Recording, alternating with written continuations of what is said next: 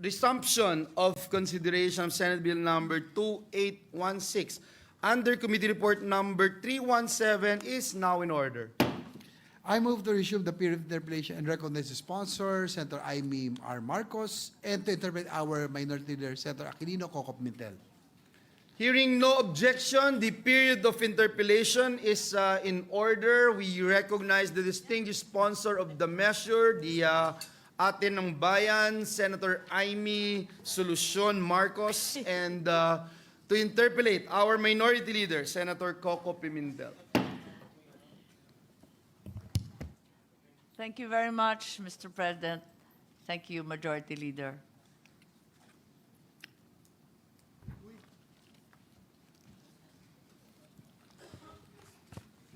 Can we ask for a minute suspension, Mr. President? Session is suspended for a minute.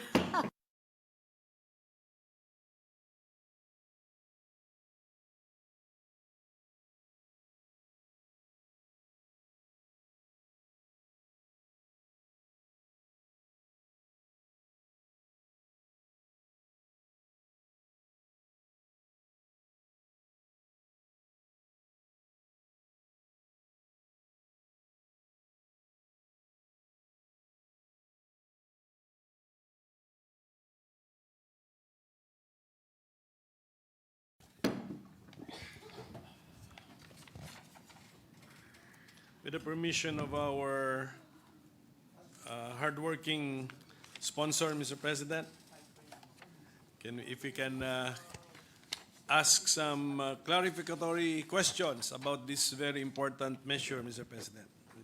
Thank you very much. I will attempt to answer as best we can all the questions of the Minority Leader. Thank you. This measure will actually change how we treat the barangay officials, including SK, no? As far as their term of office is concerned? Yes, that's correct, Minority Leader. According to Section 1, the term of office of all elected barangay officials and members of the Sangguniang Kabataan shall be 6 years. No barangay elective official or member of the Sangguniang Kabataan shall serve for more than 2 consecutive terms in the same position, and then etc. Given the age, let's focus first on the Sangguniang Kabataan. Just Yes. to be clear. Given the age bracket for the SK, is that rule on the not serving more than 2 consecutive terms applicable to the SK? Yes, there are certainly concerns about the SK, and we will be introducing amendments such that they can only serve 1 term if it's a 6-year term. Right now, the maximum age for candidates in the SK is 24 years, kaya pasok pa rin sa 30-year deadline or limitation. Pero 1 term lang. After 1 term, talagang they have to run for some other position or not at all. So what is the rule with the SK? You can run, what is the rule as amended, Mr. President? You can run for an SK position if you are from 18 to 24 years of age? Yes, if you are 24 years old or less, you can... But above 18, 18 and above. Yes, 18 to 24 in effect. You can run. So when does this 2 consecutive terms of 6 years apply? When the It will no longer apply. That's why we will be introducing a future amendment. so kaya that's why. Kasi it that's why. doesn't So work that's po. why It from- really doesn't work. You're right. From the reading, yes, Mr. President. So With the permission of Yes. the Minority Leader, so I understand that the SK can only run for one term only, not 2 consecutive terms. That's correct. They'll be overaged after Yes. that single term, assuming they're at the maximum age of 24 at the time they ran. All right. Kung maaprubahan itong 6 years, am I correct? That's correct. Yeah. Thank you. But under current law, what is now the term of office of elected barangay officials and members of the SK? Yes. Under current law, under RA 9164, it's a 3-year period, but because of the repeated extensions, what has happened is the batch elected in October of 2023 will be up for re-election in December of 2025. Halos wala pang 2 taon upon assuming office. So malaking sagabal at problema at gastos to. Pero alam nila to nung tumakbo sila. Yes, I believe Yes, they were that was- aware of yes. this, but it was very much a last-minute occurrence because the Supreme Court thereafter, following their filing, issued the Makalintal decision. But it's a fact that it was well announced before Before the filing and before before they the filed. election that this will be a short term. When did it come out? Yes. I believe that it was properly announced in July of 2023, but June of 2023, but I don't think that gave much recourse to the barangay officials because they were up for filing already in a couple of months. So And then- maraming hindi na nakaintindi na talagang ganun kaikli lamang. Malaking issue po 'yun. I mean, dapat pagka tumakbo sa isang elective position, dapat siguro aware sila, binabasa nila una anong function nila, ano ang kapangyarihan nitong position nito, anong responsibilities, plus the term, Mr. President. So, I think that's one of the real problems with the barangay terms, which is why we would like to, in consonance with the Makalintal ruling, instead of resorting to constant and arguably whimsical, capricious, and frivolous extensions, once and for all, amend the term to a longer period. Because the postponements have been so frequent that in fact the barangay officials are no longer aware of their actual term. Nagumpisa kasi ito 6 years, naging 5 years, naging 3 years, 5 years, 3 years, tapos ina-extend ng 1 year, extend ng another year, magkasama po tayo, nakadalawang extension po tayo, yung 2020, naging 2022, yung 2022, naging 2023. Baka hindi na talo masyadong pinaniniwalaan ng mga barangay officials kasi pa iba-iba nga naman. under current law, elective barangay officials have term limits. Yes, it's 3 years, 3 terms. So that's a total of 9 years po. Yes, but let us say that there is a shortened term. Is that counted as a term? So, kunyari, there are 2 normal terms, the 3 years, and then there is one unusual term, a shortened term like this one of 2 years. Will that count as 3 terms, although 8 years? The understanding is that, which is a little bit confusing, is that the term began in 2022 in accordance with law because the postponement was void per the Supreme Court. So in 2023, retroacts to 2022, therefore the next election is 2025.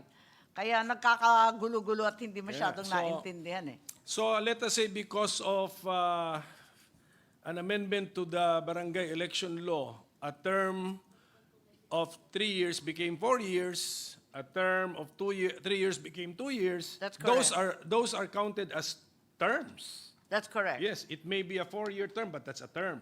It's That's a right. 2-year term, but still a term. That's correct. And then so we count the terms, not the years of the cumulative years of the terms.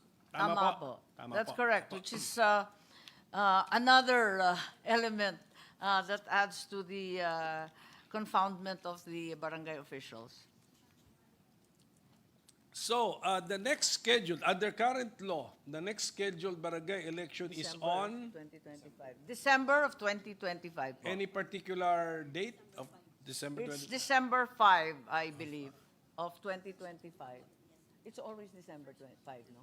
Monday It's a fixed, It's supposed to be the the first Monday of December. Sige, check na lang natin what is that Yes, first which Monday is, of December 2025. December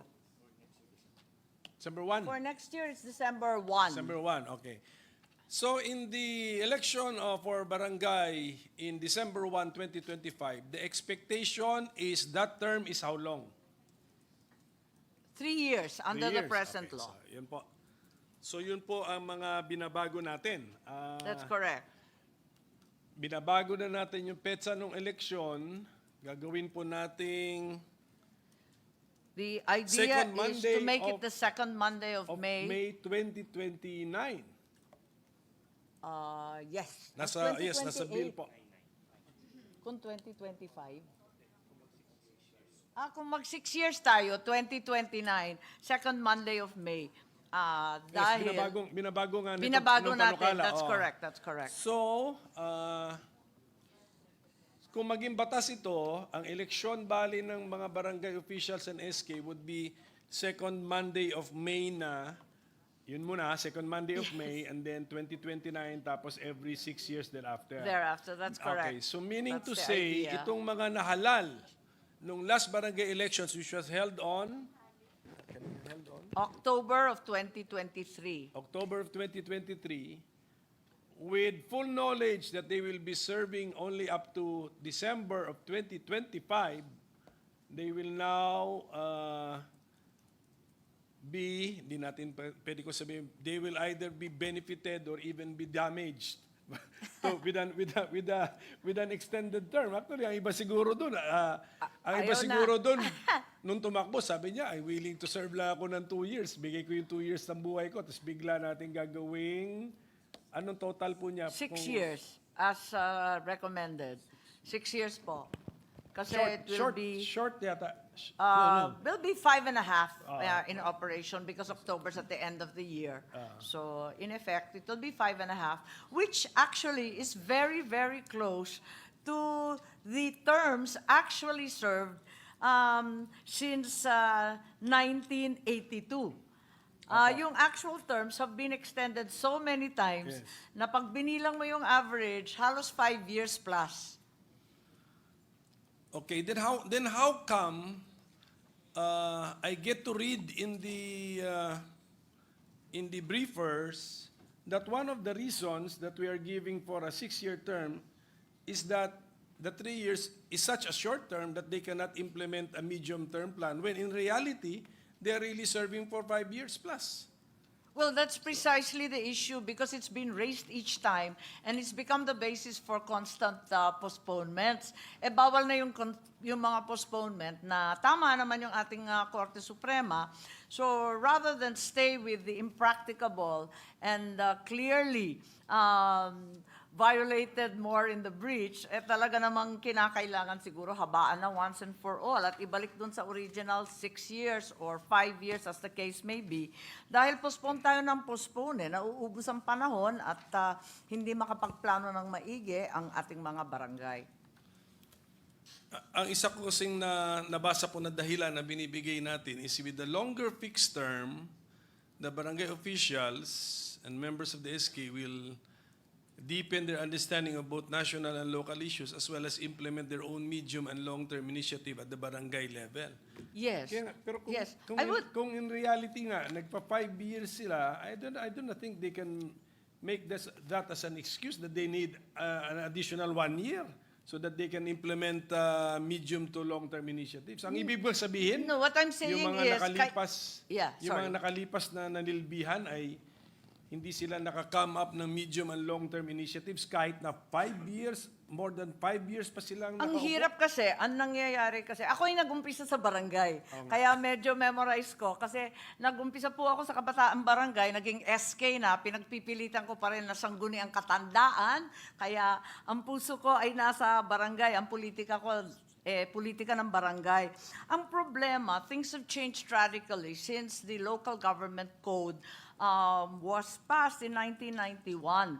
And what has occurred is that what used to be a rather ad hoc voluntary organization has now become a very fundamental and essential part of government. So lahat ng requirement ng gobyerno, sinalpak na rin sa barangay. Kung titignan lang natin yung training na required sa barangay. Halimbawa, apakadaming training and seminar, pareho na halos ng mayor at gobernador. Meron yung BENEO, yung newly elected, yung administration training, disaster risk, peace and order, God seminar, health and sanitation. Sang katutak to kung ano yun. Dati, hindi naman ganyan. Ngayon, livelihood, solid waste, lupong, tagapamayapa, ang governance, performing, financial management, napakadami na, computer literacy. Isa yun yung training. Ikalawa, napakadami na ring functions na wala na sa local government code. Kung papansinin natin, ang husay natin gumawa ng iba't ibang batas, pagkatapos yung implementasyon, mula noong 1991, binagsak na natin sa barangay at sa LGU. For example, ecological solid waste, disaster risk reduction, Magna Carta of Women and the VAUSI, yung ating, ano ba ito, yung hapag, halina't magtanim ng prutas, barangay at kalinisan barkada, Bagong Pilipinas, barangay road clearing, water conservation, anti-illegal drugs, talipapa satellite markets. Tapos meron pang mga DOLE, Brigada Eskwela, DOH vaccination and feeding. The list goes on. It just has expanded so greatly, not only with the barangay, punong barangays, but also with the kagawads, as well as the SK. Furthermore, it's also become far stricter with the requirements for transparency and accountability. Yung documentary requirements ng COA at BBM para matuto lang yung barangay official, siguro higit sa 2 taon, di pa niya makakabisado lahat ng requirement. So, yun yung mga problema natin na yung barangay kakaiba na kesa sa nung panahon ko. Hindi ko natatanungin po kung ano yung panahon nyo. Kaya nga, dekada 70 po. Hindi. Pero hindi, ang tanong ko po is ganito. Hindi ba yung mga seminars na yun, it's either mandatory or recommended din pati sa mga mayor? Yes, pati sa mga mayor, how pati come, sa lahat. How come sa Constitution na finix natin na 3 years, kaya ng mga mayor, kaya nila. So how come ang sasabihin natin ngayon hindi kaya ng mga barangay officials? Yes, I think... Kailangan nila ng 6 na taon, hindi... Unang-una, palagay ko, napakarami rin nagre-reklamo na mayor, gobernador at congressman na yung unang taon nila, wala silang ginawa kundi kabisahin itong mga requirements, kilalanin lahat ng tao sa Kapitolyo at sa City Hall, at nahihirapan rin sila sa 3 taon. Sa 2nd taon, may alam silang konti, 3 taon, nangangampanya na ulit. So pareho rin ang reklamo nila. Ikalawa, siguro, bigyan natin ng konting pansin na yung mga barangay officials hindi po sanay sa mga documentary requirements, legal documents, yung bidding and awards procedure. Lahat yan required na sa barangay ngayon. Yung mga mayor, kahit papano, maraming abogado dyan, engineer, mga accountant, hindi naman siguro lahat ng ating barangay officials talagang bihasa sa ganung sistema. Pero, Mr. President... At saka kung maalala ninyo, yung City Hall, ang daming empleyado niyan Ganon din sa provincial government, kompleto yung mga department heads. Yung barangay, mag-isa lang siya, may kagawad siya, binigyan natin ng secretary at may treasurer, pero lahat nga pa. Samantalang nung ako, naging gobernador, ang daming nagtuturo sa akin Kahit na, let's say, first term Kahit mayor, first term first ka, term andyan yung governor. back mo, i-brief ka kung paano. Tapos yung mga provincial PM, ano man tawag doon?